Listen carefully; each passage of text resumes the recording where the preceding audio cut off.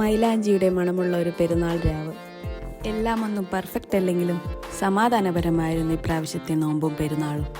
അങ്ങനെ കാത്തിരുന്ന ആ ഒരു ദിവസവും വന്നെത്തി. ചെറിയ പെരുന്നാൾ. 29 ദിവസം നീണ്ട വ്രതാനുഷ്ഠാനത്തിനു ശേഷം പെരുന്നാൾ മാസപ്പിറവി കണ്ടതോടെ വീട്ടിൽ ചെറിയ ചെറിയ ആഘോഷങ്ങൾ തുടങ്ങി. മൈലാഞ്ചി, അതൊരു വല്ലാത്ത വികാരം തന്നെയായിരുന്നു. മൈലാഞ്ചി ഇല്ലാത്തൊരു പെരുന്നാൾ രാവ് ഓർമ്മയിൽ തന്നെയില്ല. എൻ്റെ ആദ്യത്തെ മെഹന്തി ആർട്ടിസ്റ്റ് എൻ്റെ ഉമ്മ തന്നെയായിരുന്നു.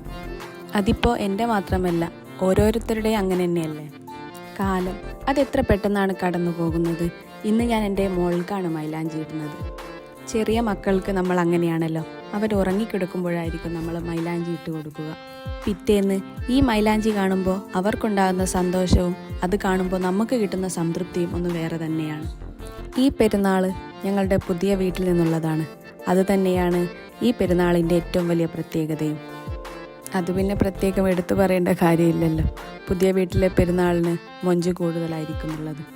അതുകൊണ്ട് തന്നെ മക്കളുടെ സന്തോഷത്തിന് വേണ്ടി ചെറിയ രീതിയിലുള്ള പടക്കം പൊട്ടിക്കലും ആഘോഷവും വീട്ടിലുണ്ടായിരുന്നു. അങ്ങനെ പെരുന്നാൾ ദിവസം വന്നെത്തി. രാവിലെ നേരത്തെ എണീറ്റ് ഫുഡ് പ്രിപ്പറേഷൻ്റെ തിരക്കുകൾ ആരംഭിച്ചു. 8:30 മണിക്കുള്ള പെരുന്നാൾ നിസ്കാരത്തിന് മുമ്പ് ഫുഡ് റെഡിയാവണം. അതിനുള്ള ഓട്ടപ്പാച്ചിലായിരുന്നു പിന്നീട് അങ്ങോട്ടുള്ള 2 മണിക്കൂർ. അങ്ങനെയാവുമ്പോൾ പെരുന്നാൾ ഡ്രസ്സ് ധരിക്കാനും ഫോട്ടോ എടുക്കാനും ഗസ്റ്റുകളെ സ്വീകരിക്കാനൊക്കെ നമ്മളും ഫ്രീ ആയിട്ടുണ്ടാവും. കുക്കിംഗ് ആരംഭിച്ചു. ഇന്നത്തെ പെരുന്നാൾ സ്പെഷ്യൽ ബീഫ് ബിരിയാണിയും ചിക്കൻ ഫ്രൈയും സലാഡും പായസവും ഐസ്ക്രീമും ഒക്കെ ആയിരുന്നു. പിന്നീട് അങ്ങോട്ടുള്ള 2 മണിക്കൂർ കിച്ചൺ വളരെ ബിസിയായിരുന്നു. ഓരോ പ്രിപ്പറേഷൻ തയ്യാറാവുന്നതിൻ്റെയും അത് സെർവ് ചെയ്യാൻ സെറ്റ് ചെയ്യുന്നതിൻ്റെയൊക്കെ തിരക്കുകളായിരുന്നു. ലാസ്റ്റ് നമ്മുടെ ബിരിയാണിയും റെഡിയായി കഴിഞ്ഞു.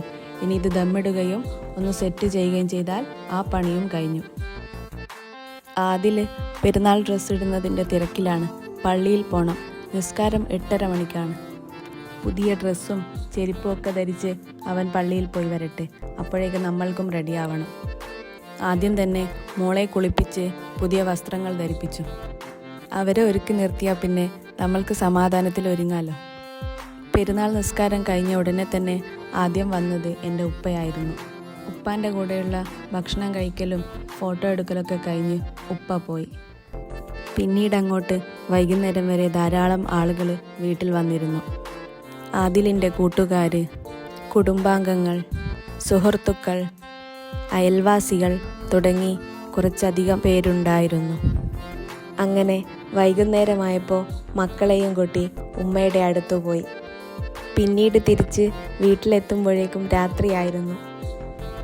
അങ്ങനെ ലാസ്റ്റ് രാത്രിയിലെ ഗസ്റ്റുകൾ ഇവരായിരുന്നു, ജേഫർക്കയുടെ കസിൻസ്. അങ്ങനെ ചെറിയ പെരുന്നാൾ ഇവിടെ കഴിയാറായി. ഇന്നിവിടെ വന്നവരും പോയവരും എല്ലാവരും ഞങ്ങളുടെ പുതിയ വീട്ടിലെ പെരുന്നാളിന് സന്തോഷം കൂട്ടിയവരായിരുന്നു.